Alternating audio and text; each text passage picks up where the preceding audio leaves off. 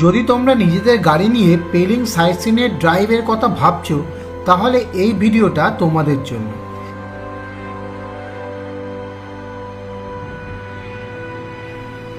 এই ভিডিওতে তোমরা পাবে মনোমুগ্ধকর পাহাড়ি নদী, লেক এবং ঝর্ণার অসাধারণ দৃশ্য।